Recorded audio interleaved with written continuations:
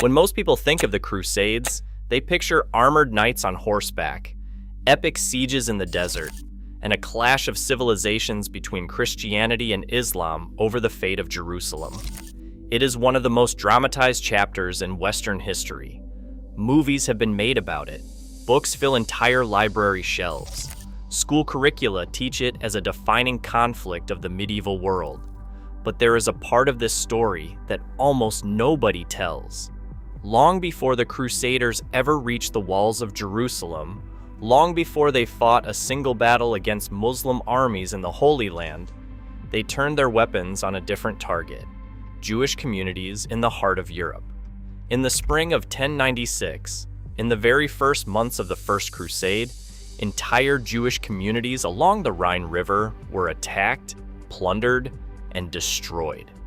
Families who had lived in these cities for generations were given an impossible choice: convert to Christianity or die. Some were not even given that choice.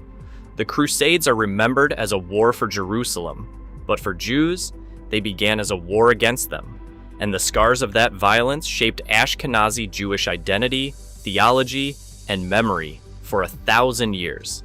This is the story of the Crusades through Jewish eyes, and it is a history that deserves to be heard. If you love Jewish stories, make sure you subscribe to Jews Chronicles. To understand what happened to the Jews, you first have to understand the world that produced the Crusades. In November of 1095, Pope Urban II stood before a gathering of clergy and nobility at the Council of Clermont in southern France and delivered a speech that would reshape the course of medieval history. He called on the knights and warriors of Christendom to take up arms and march east to reclaim Jerusalem and the holy sites of Christianity from Muslim control. The message was electric. It spread across Europe like wildfire, carried by preachers, monks, and traveling missionaries who fanned out across France, Germany, England, and beyond. The promise was extraordinary. Those who took the cross, who sewed the symbol of the crusade onto their clothing and pledged to fight, were offered a complete remission of sins. In a world where people genuinely feared eternal damnation, this was not a small incentive. It was salvation offered at the point of a sword. But the crusading call tapped into more than just religious devotion. Medieval Europe in the late 11th century was a society defined by violence, hierarchy, and instability. Younger sons of noble families had few prospects for land or inheritance. Warfare between local lords was endemic. Famine and plague were recurring realities. Apocalyptic thinking was widespread, with many believing that the end times were near and that Jerusalem must be in Christian hands for the second coming of Christ. Into this volatile world, the Pope's call dropped like a match into dry timber. The response was not a single disciplined army. It was chaotic, a sprawling movement of thousands of people, ranging from trained knights and minor nobles to peasant mobs with little military training and even less discipline. And as these loosely organized bands began to move across Europe, heading east toward the Holy Land, they encountered something along the way: Jewish communities that had existed in the Rhineland and beyond for centuries. And a question began to circulate among the more radical elements of the crusading movement, a question that would have devastating consequences. Why should we travel thousands of miles to fight the enemies of Christ when there are enemies of Christ living right here among us? To appreciate the magnitude of what happened next, you need to understand what was being destroyed.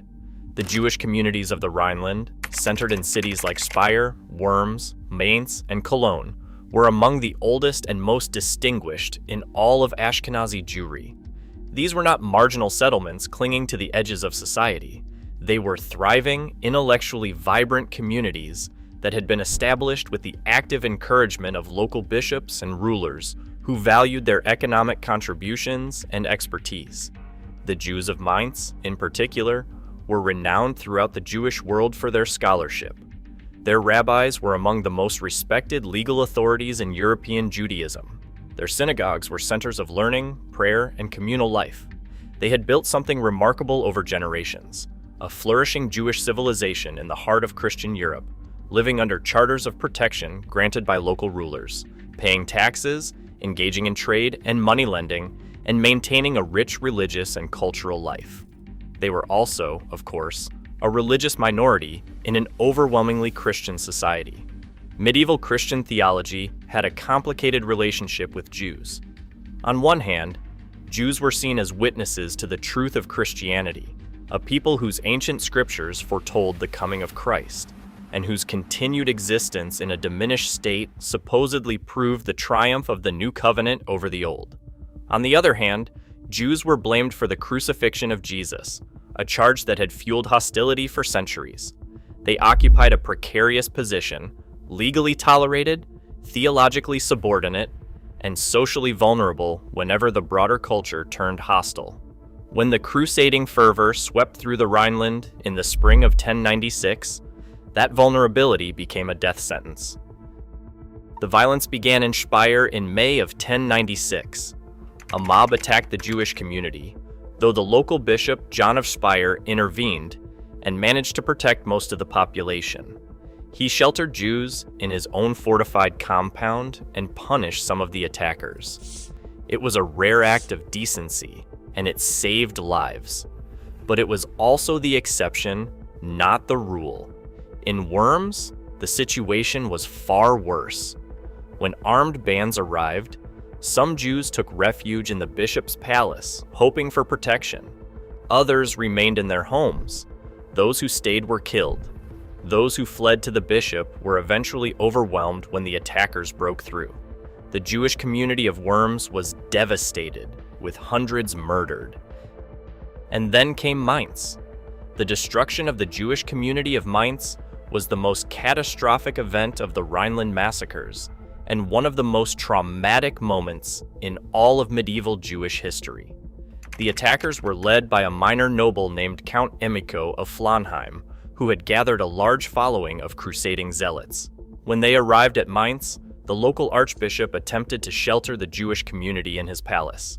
But Emico's forces stormed the compound, the defenses collapsed, and what followed was a massacre.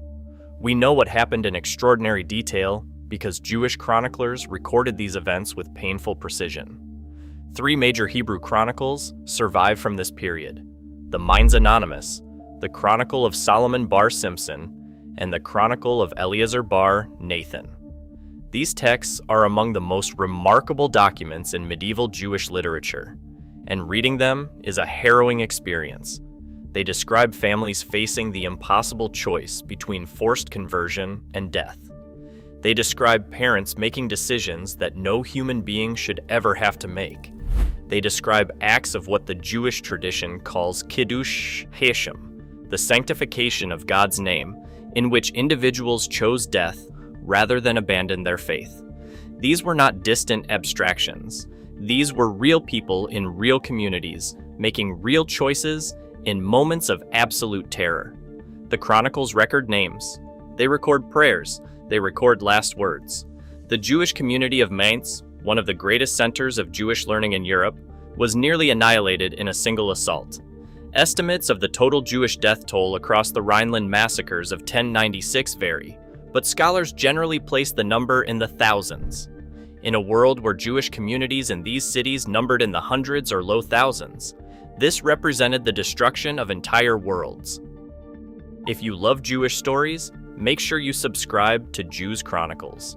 The massacres of 1096 did not simply pass into history. They became foundational to Ashkenazi Jewish identity in ways that persisted for centuries. The trauma was preserved, processed, and transmitted through the most powerful tools the Jewish community possessed: liturgy, law, and collective memory. Liturgical poems known as keynote were composed specifically to mourn the victims of the Rhineland massacres. These poems, written in Hebrew with a formal elegance that belied their devastating subject matter, were incorporated into the synagogue services for Tisha B'Av, the annual fast day commemorating the destruction of the First and Second Temples in Jerusalem. By placing the Crusade massacres alongside the destruction of the temples, the Jewish community was making a profound theological statement. This was not random violence.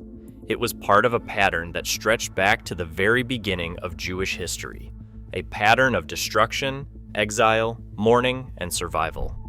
Special memorial prayers were established for the communities that had been destroyed. The names of the martyrs were preserved and recited. In some communities, the anniversary of the massacres was observed as a local fast day. The memory was not allowed to fade. It was woven into the fabric of religious life so that every generation would know what had happened and what had been lost.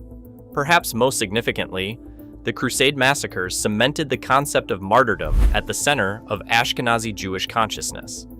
The idea that dying for one's faith was the ultimate act of devotion had existed in Jewish thought before 1096, most notably in the story of Hannah and her 7 sons from the Maccabean period. But the Rhineland massacres made Kiddush Hashem a lived reality for Ashkenazi communities in a way that fundamentally shaped their relationship to suffering, identity, and faith. The willingness to die rather than convert became a defining narrative, a source of both immense pride and immense sorrow. One of the most important aspects of this history is that the violence of 1096 was not uniformly sanctioned by the institutional church.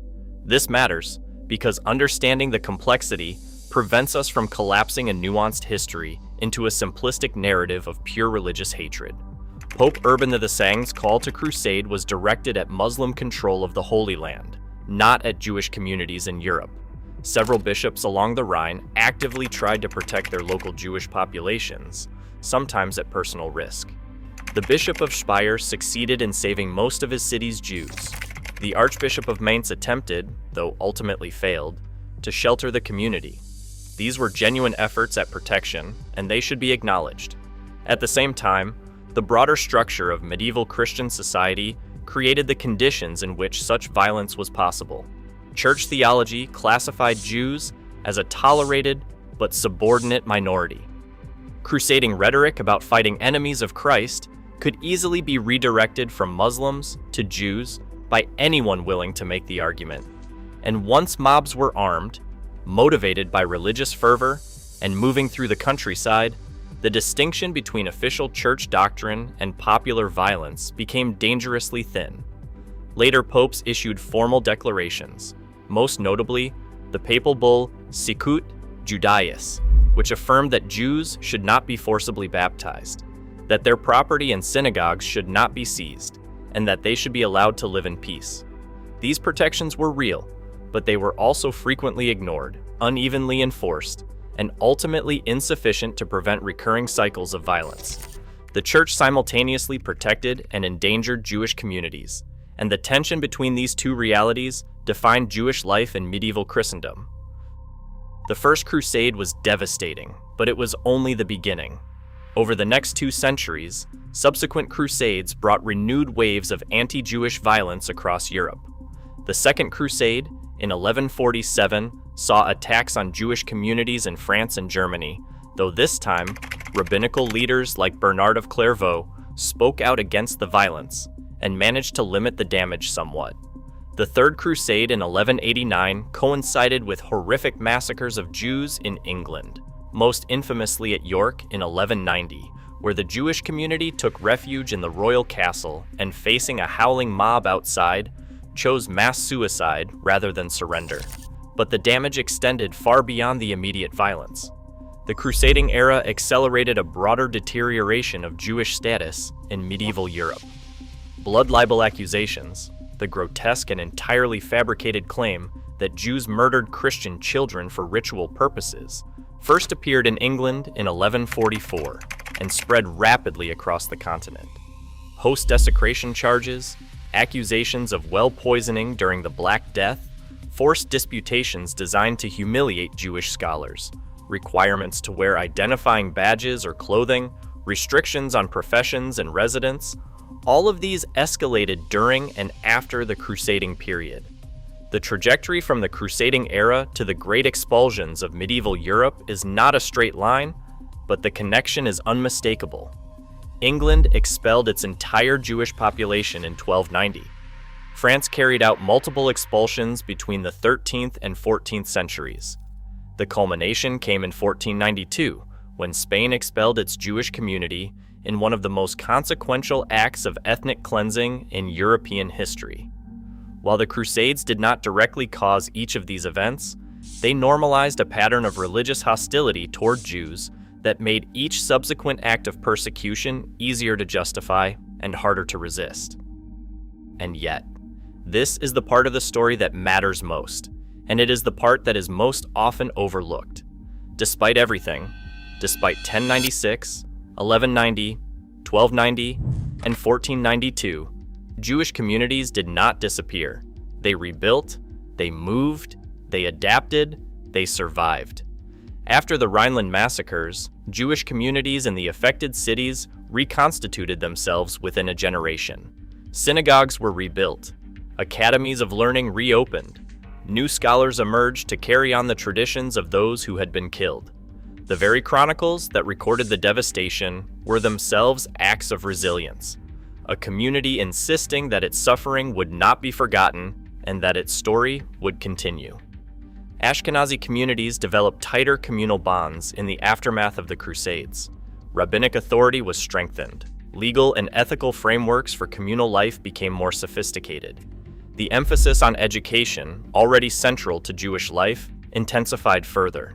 If political power was not available, if the protection of Christian rulers could not be relied upon, then the community would survive through its own internal resources: knowledge, faith, solidarity, and solidarity.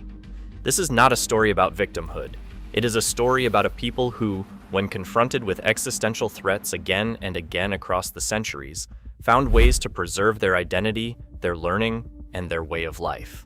The Crusades taught Ashkenazi Jews a painful lesson about the fragility of tolerance in someone else's land.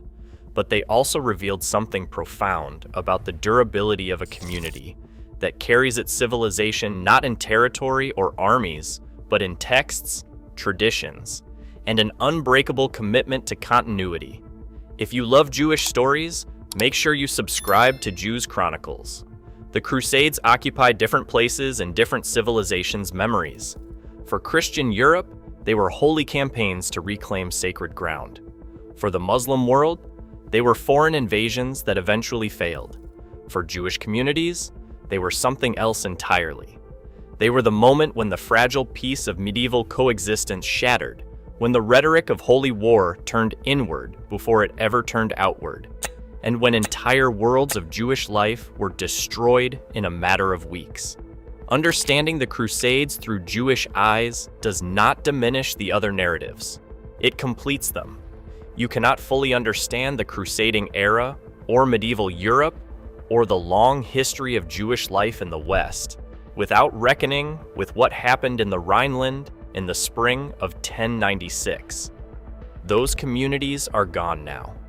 The great Jewish centers of Mainz and Worms and Speyer exist today only in memory, in the words of the chroniclers, in the prayers still recited on Tisha B'Av, and in the identity of a people who refuse to let destruction be the final word. Empires launched their wars, armies marched, cities fell and rose again. But through it all, the Jewish people endured. Not because they had power, but because they had something that outlasted power. A story they refused to stop telling and a faith they refused to abandon.